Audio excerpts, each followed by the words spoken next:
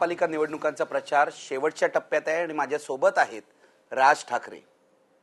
सगळ्या प्रचाराचा फोकस केंद्रबिंदू आता राज ठाकरे बनलेले आहेत. शिवसेना प्रमुख बाळासाहेब ठाकरे यांनी आपल्या मुलाखतीमध्ये स्पष्टपणे सांगितलं की त्यांचं राज ठाकरेंबद्दल काय मत आहे. त्यांच्या मनातली राज ठाकरेंविषयीची भावना लपून राहिली नाही. मला आज राज ठाकरेंना त्याबद्दलच विचारायचं आहे. मला तुम्हाला विचारायचं आहे, काल तुमची जांभोरी मैदानात जी सभा झाली तिथे तुम्ही एक महत्त्वाचं स्टेटमेंट केलं की मी बाळासाहेबांसाठी 100 पावलं चालीन पण उद्धवसाठी एकही पाऊल चालणार नाही. काय अर्थ याचा काढायचा? नाही, याचा अर्थ खूप सोपा आहे की आपण जर समजा एक फरक पाहिला तर मलाच कशाला शिवसेनेतल्या देखील सगळ्या लोकांना जाणवतोय, समाजात सगळीकडे जाणवतोय की बाळासाहेब ज्या वेळेला शिवसेना पाहत होते तेव्हाची शिवसेना आणि बाळासाहेब जेव्हापासून शिवसेना ज्याला आपण पूर्ण डे टू डे मधनं बाळासाहेब ज्याला तसे बाजूला झालेले आहेत तेव्हापासून किंवा उद्धवने हातामध्ये घेतल्यापासूनची शिवसेना, असा दोन्ही मधला तुम्हाला फरक जाणवेलच. पूर्वी मला अजूनही आठवते की कधी पद देताना, पद म्हणजे तुमची आता शिवसेनेची सत्ता आली, मंत्रीपद दिली गेली किंवा महानगरपालिकेतली काही पूर्वीची जुनी पदं असतील, कधी मला व्यवहार झालेत त्याच्यामध्ये असं कधीही तुम्हाला आढळलेलं नाही. पैशाचे व्यवहार, ऑफकोर्स पैशाचे व्यवहार. पण आता गेल्या 7-8 वर्षात 10 वर्षात जर समजा तुम्ही बघितलं तर मी कशाला त्यांचीच लोक बोलतात खाली की आम्हाला इतके मोजावे लागले, आम्हाला इतकं करावं लागलं. हे असं कधी नव्हतं आणि असल्या पद्धतीत मी नाही राहू शकत, मी नाही वागू शकत. आणि जे आता चाललंय याच्यावरती विश्वास ठेवणं, विश्वास ठेवून पुढे जाणं हे नाही शक्य होणार. की म्हणजे आज तुम्ही साधी गोष्ट की किती वर्षांचा युती आहे मला सांगा, शिवसेना भारतीय जनता पक्षाची किती वर्षाची युती आहे? 85 पासून.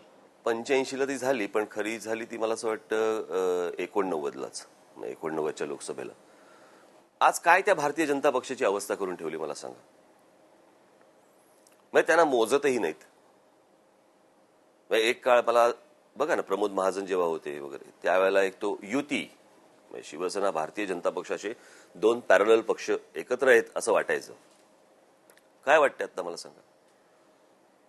म्हणजे इतकी वर्ष युती असलेल्या पक्षाच्या नेत्यांना जर समजा भेटत नसतील, फोन होत नसतील, एकत्र कुठची गोष्ट होत नसेल आणि त्याच्यामधनं सगळ्या गोष्टी अनेकांना अंधारात ठेवून करायच्या, अनेकांना कळतच नाही तिकडे की नक्की आता हे बोललं आहे हे खरं आहे की खोटं आहे का काय. आणि अशा वातावरणामध्ये मी नाही जगू शकत, मी नाही राहू शकत. असल्या संभ्रमावस्थेत किंवा असल्या विचित्र वातावरणामध्ये मी काम नाही करू शकत. बाळासाहेबांचा एक काळ, बाळासाहेबांचा कार्यपद्धती हा एक वेगळाच भाग आहे. त्याच्यामुळे त्यांच्यासाठीचा काही विषयच आला नाही. म्हणजे आजही त्यांनी मला बोलवावं, मी नक्की भेटायला जाईन. तुम्ही जाल बाळासाहेबांना भेटायला? हो अर्थात, नक्की. का नाही? त्यांचा एक फोन आल्यावर तुम्ही बाळासाहेबांना भेटायला जाल? नक्की जाईन. मला इथे तुम्हाला विचारायचं आहे, तुम्ही सगळ्या या शिवसेनेच्या अवस्थेला उद्धव ठाकरेंना जबाबदार धरताय. उद्धव ठाकरेंकडे मी नंतर येतो, पण मला आधी बाळासाहेबांबद्दल विचारायचं आहे. कारण मी जी मुलाखत घेतली त्या संपूर्ण मुलाखतीमध्ये 1.5 तासामध्ये 1.5 तास ते माझ्याशी बोलत होते. त्यांच्या मनात 2च माणसं होती, एक राज आणि दुसऱ्या मीनाताई. तुमच्याबद्दल बोलताना ते भरभरून बोलले आणि स्पष्टपणे मला म्हणाले, मी जेव्हा विचारलं की तुम्हाला राजची उणीव जाणवते का, तर का जाणवणार नाही, अगदी लहानपणापासूनच्या आठवणी सांगितल्या. अजूनही तुम्ही त्यांच्या मनात आहात, तुमच्या मनात सुद्धा ते आहेत. काय नातं आहे हे सगळं? कसं लहानपणापासून मी त्यांच्याबरोबरच वाढलो आणि हे काही डिनाय करण्यासारखं नाही. माझ्यावरती जो प्रभाव आहे, ज्याला हे लोक ज्याला कॉपी कॉपी कॉपी कॉपी म्हणतात, पण तो प्रभाव आहे तो. आता जसा माझ्या आजोबांचा प्रभाव हा जसा बाळासाहेबांवरती होता, तसा बाळासाहेबांचा एक प्रभाव माझ्यावरती. मी लहानपणापासून त्यांच्याबरोबरच वाढलो. म्हणजे मला अजूनही आठवतं की मी शाळेमध्ये ते बालवर्ग वगैरे वगैरे असतात तेव्हा त्याला बाळासाहेब स्वतः गाडी चालवत मला घेऊन जायला यायचे बालवर्गात असताना. आता त्या सभा लहानपणापासून त्यांच्याबरोबर फिरताना प्रत्येक सभांना प्रत्येक ठिकाणी ते मला बरोबर घेऊन जायचे. आता तो शेवटी इन्फ्लुएन्स, तो प्रभाव तुमच्यावरती पडणारच. आणि तसाच मी वाढलो, तसाच मी मोठा झालो. मला अजूनही आठवते, व्यासपीठावरती मी बसलेलो असायचं. त्यावेळेला खूप हार यायचे आणि तो हारांचा असा ढीग समोर असायचा. बरं, मला एवढं कळायचं की माझा काका बोलतोय, लोकांशी बोलतोय, इतकी लोक समोर आहेत. ती समोर आलेली फुलं तोडत समोर फक्त बघायचं. सो खूप लहानच होतो, लहान असताना, पण ते बोलतायत एवढं कळायचं काय पण ते राजकारण म्हणून त्या वयात तसं नाही समजायचं. आणि हळूहळू हळूहळू तसा जसा मी डेव्हलप होत गेलो, म्हणजे मला अजून आठवतं मातोश्रीवरती त्या हॉलमध्ये ते जवळपास त्यांचा दरबार भरायचा सकाळी. त्या दरबाराचा जो पडदा असायचा, त्या पडद्यातनं मी असा पाहत राहायचो. समोरची लोक बोलायची, बाळासाहेब त्यांच्याशी बोलायचे, काय वेगळे विषय असायचे, काहीतरी अर्थातच राजकारणावरती असायचं. मग ते कुठे काही प्रॉब्लेम झाले त्याचे असायचे, काय असायचं समजायचं नाही काय. पण ही गोष्ट सतत पाहत पाहत पाहत पाहत मी वाढलो. त्यात व्यंगचित्रकला आली.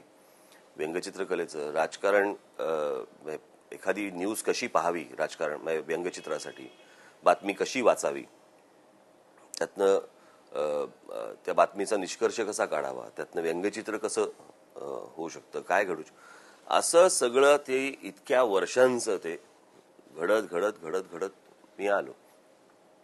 त्याच्यामुळे पण त्यांचं सगळं जे आहे ते म्हणजे त्यांची भाषा, त्यांची शैली, त्यांची व्यंगचित्रकला, त्यांचं नकला करण्याचं त्यांचं एक पद्धत, सगळं तुमच्यात उतरलंय.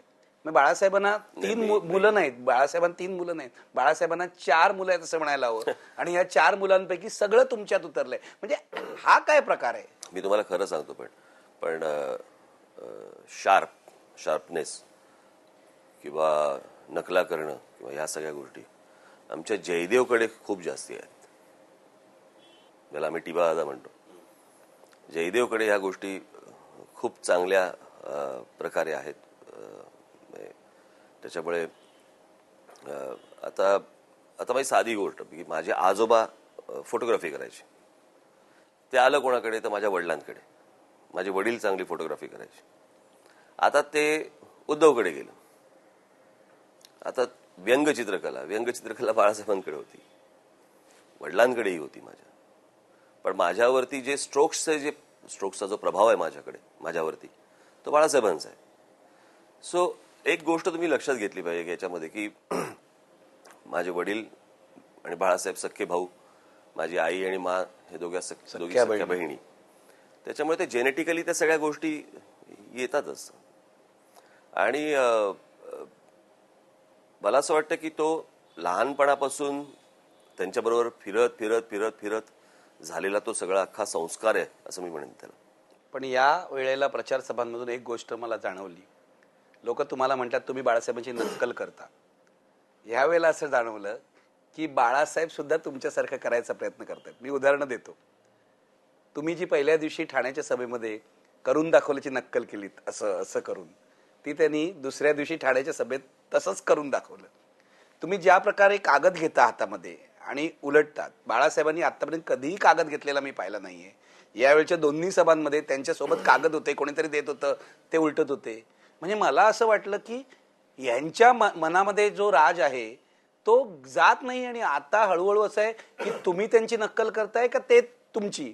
असं नक्कल म्हणजे नक्कल अशा अर्थी नाही, पण जे नातं असतं ते रिफ्लेक्ट होतं. नाही, पण मी तुम्हाला सांगू का की पेपर हातात घेऊन बोलणं किंवा मला असं वाटतं हे पूर्वी बाळासाहेबांनी केलेलं आहे. म्हणजे अशातला भाग बाळासाहेब असं करायचे फार नाही केलं त्यांनी, पण केलेलं आहे. काय होतं याच्यामध्ये तुम्हाला सांगतो की तुम्ही ज्याला ते मुद्दे नसतात, पण तुमच्या मुद्द्याचा जो एक आकडेवारीचा आधार जो असतो ना, तो तिकडे असतो. आणि त्यावेळेला तुम्ही कदाचित भाषणामध्ये ती आकडेवारी तुमच्या डोक्यातनं जाऊ शकते. मी जे गोष्ट दाखवतो ती अनेकदा प्रूफ्स दाखवतो. आणि कसं आहे, इतक्या वर्षांच्या आता महाराष्ट्र राज्याला संयुक्त महाराष्ट्र होऊन साधारणपणे आज 50 वर्ष 51 वर्ष झाली. देश स्वतंत्र होऊन साधारणपणे 61-62 वर्ष झाली. या इतक्या वर्षांच्या काळामध्ये नेत्यांनी जे शब्द दिले त्या शब्दांवरती लोक विश्वास ठेवायला तयार नाहीत आता, की हा बोलतोय हे खरं कशावरून. आणि मला पण तेच, मी ज्यावेळेला भाषण करतो त्यावेळेला मी नुसता भाषण करत नसतो, तर मी एक ऑडियन्सचा पण एक भाग असतो, त्या प्रेक्षकांचाही मी एक भाग असतो, की मी एक प्रेक्षक म्हणून बसलो आणि माझ्यासमोर जर समजा एखादा नेता बोलतोय तर मी ह्याच्या बोलण्यावरती काय म्हणून विश्वास ठेवायचा असा जर मी विचार केला तर मला असं वाटतं की त्याला एक प्रूफची जोड हवी. म्हणून तुम्ही दाखवता. अर्थातच हेच म्हणतो, ही तुमची शैली आहे.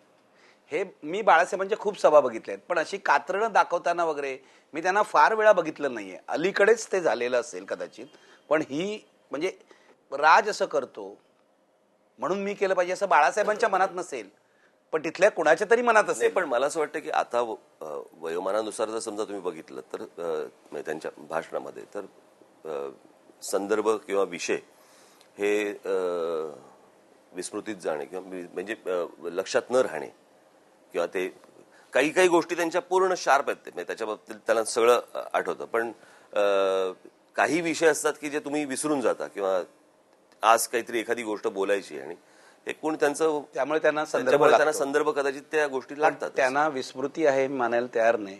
मी मुलाखत घेतली आता, हो. ताजी मुलाखत, त्यांना तारखा सुद्धा आठवत आहेत. आणि सगळ्यात महत्वाची गोष्ट म्हणजे ठाण्याची त्यांची सभा ही पूर्णपणे ठाण्याच्या तुमच्या भाषणावर बेस होती. त्यांनी तुमच्या भाषणातला शब्द न शब्द ऐकलेला होता. तुम्ही ज्या प्रकारे नक्कल केली तिथे ते त्यांनी पाहिलेलं होतं. मी त्यांनाही हा प्रश्न विचारला. माझ्या मते त्यांच्या मनामध्ये तुम्हीच आहात पूर्णपणे.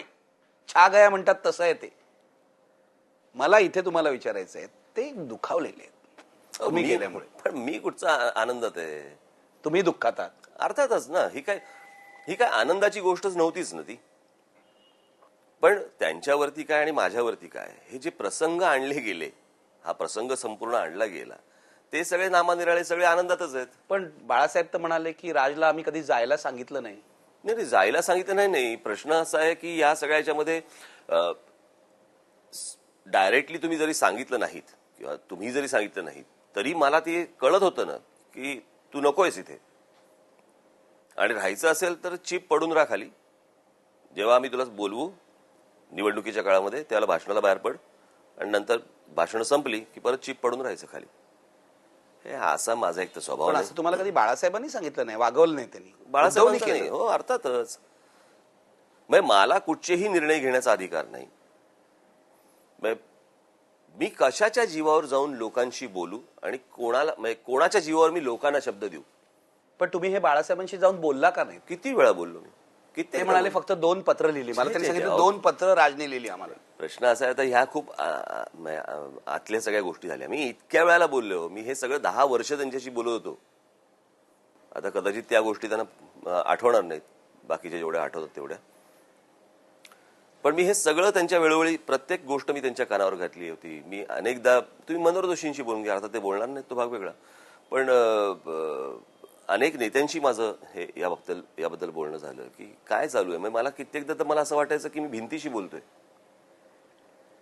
समोरून काही रिस्पॉन्सच नाही. मी काय बोलतोय, काय चालू आहे आता, शिवसेनेतले इतर लोक काय बोलतायत, शिवसैनिक काय बोलतायत, हे मी प्रत्येक वेळेला सांगत आलो. आता कुठपर्यंत सांगणार तुम्ही?